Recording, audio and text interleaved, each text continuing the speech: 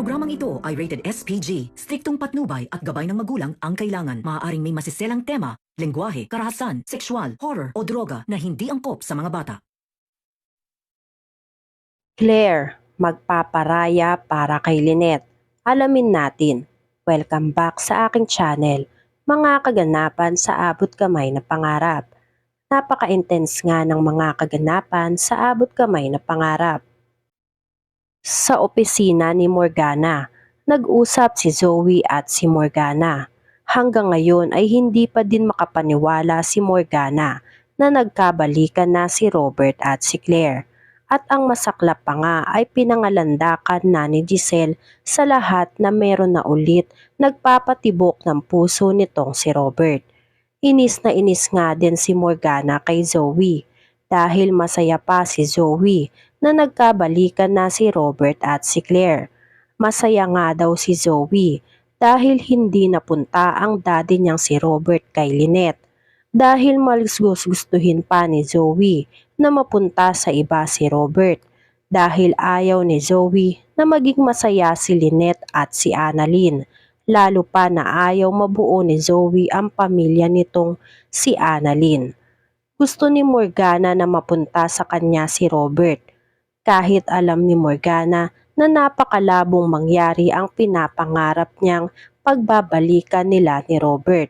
Dahil iba na siya ngayon. Siya na ngayon si Morgana at hindi na si Moira.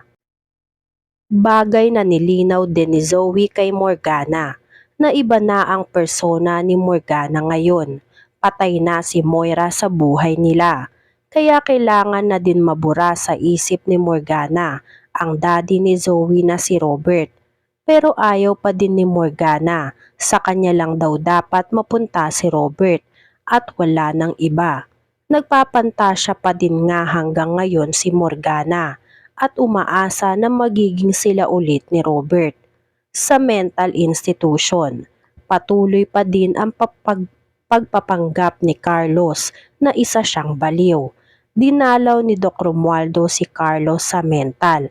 May nasagap kasing balita si Doc Romualdo tungkol dito kay Robert. At panigurado daw na matutuwa si Carlos kapag nalaman ang balita nito. Kinamusta muna ni Doc Romualdo si Carlos kung kamusta na ang pagpapanggap nito. Biniro pa nga ni Doc Romualdo si Carlos na baka tuluyan ng mabaliw si Carlos sa ginagawa niyang pagpapanggap. Nagwika si Carlos na konting tiis na lang at makakaalis na din daw siya sa lugar ng mga baliw.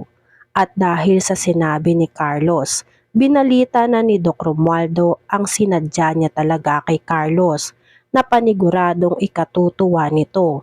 Nagsabi si Doc Romualdo, bumalik sa Apex ang ex-girlfriend ni Robert na si Claire. Nagtaka si Carlos kung saan party siya magiging masaya sa balita ni Doc Romualdo. Pinagpatuloy ni Doc Romualdo ang balita niya. Dagdag ni Doc Romualdo, nagkabalikan na si Robert at ang ex niyang si Claire. Napangiti si Carlos sa balita ni Doc Romualdo. Nagsabi si Carlos, mabuti naman at nagkabalikan na silang dalawa. Sana habang buhay na silang magkasama para wala nang hahadlang sa pag-iibigan namin ni Lynette. Nagpasalamat si Carlos sa magandang balita na dinala ni Doc Romualdo sa mental institution dahil sa sinabi ni Carlos o nitong si Doc Romualdo ay nagkaroon na ulit ng tsansa si Carlos na makabalik sa kanya si Lynette. Ang problema na lang daw nila ay kung paano mapapalabas na magaling na si Carlos na hindi na ito mauhuli ng mga kapulisan. Sa opisina ni Robert, pinaghandaan ulit ni Lynette si Robert ng pagkain sa huling pagkakataon. Dahil sa mga susunod na araw ay si Diwa na ang magsisilbi pagdating sa pagkain dito ni Robert. Dahil nasaktan talaga ng husto si Lynette at kailangan niyang umiwas kay Robert para hindi na lumala ang sakit na nararamdaman niya para kay Robert. Umaasa si Lynette na magiging maayos din ang lahat at makakalimutan din niya si Robert. Hindi man madali pero makakaya din daw niya. Tinuruan ni Lynette si Diwa kung paano at ano ang gagawin kung sakaling si Diwa na ang mag-aasikaso ng pagkain ni Robert.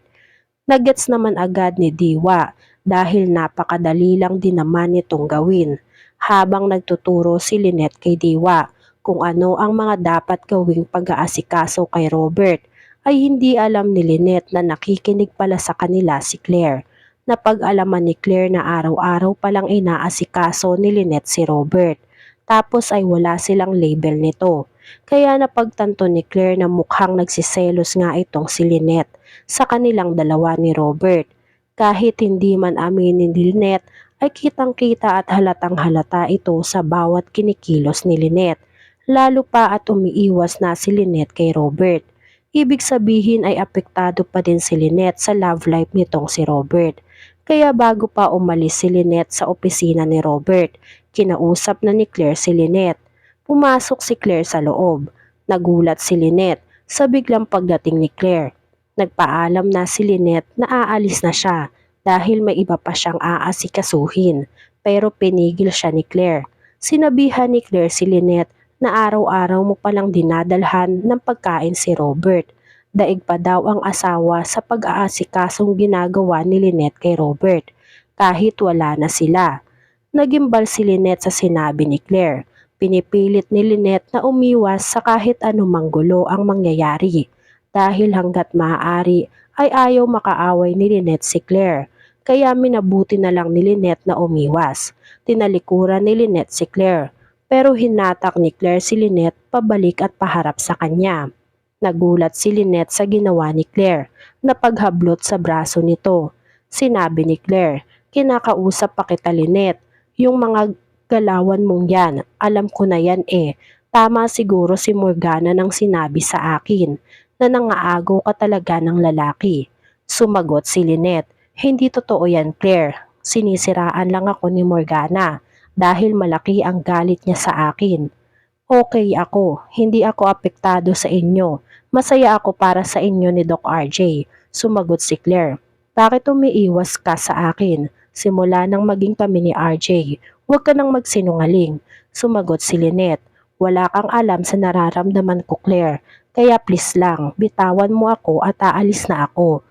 Palaban na sinabi ni Claire, "Huwag ka na ngang magsinungaling, Lynette. Umamin ka na. Mahal mo pa din si Robert. Halata sa'yo, Lynette. Tinanong kita nung una kung may nararamdaman ka pa ba kay Robert. Pero sabi mo wala na. Anong nangyari, Lynette? Ano ba talaga ang totoo?" Una nga ay nag-aalangan si Lynette na sumagot. Pero maya-maya sumagot si Lynette, "Oo, sinabi ko yun. Dahil ex ka niya. Nahihiya ako na malaman ng iba na mahal ko pa si RJ." Nagimbal si Claire. Pero alam ni Claire sa sarili niya na si Lynette pa din ang mahal ni RJ. Magagawa kayang magparaya nitong si Claire? Yan nga ang mga kaganapan at mga dapat nating abangan dito sa Abot Kamay na Pangarap. Kung gusto nyo pa ng mga gantong klaseng video, ay mag-subscribe at i-like itong video na to. Maraming salamat po. I catch you!